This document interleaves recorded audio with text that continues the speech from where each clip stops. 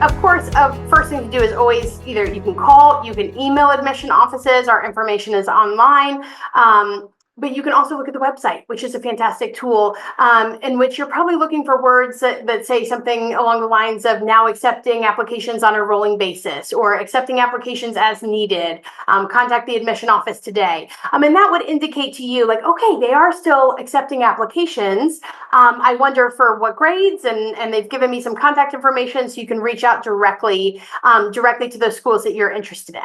I would add to that, and feel free to correct me here, but from my understanding, admission season's incredibly busy, and so even if you see a school that has an application deadline date of, let's say, February 1st, and Yeah. they see that and it's post that, it's probably still worth sending an email because they're so busy at that time. Probably nobody's even thinking to go and update the website. So, that's entirely, I think, fair game. Would you say so as well? Oh, absolutely. I'd encourage you always to reach out. If you're interested in a school, please reach out. We always love hearing from students, from families.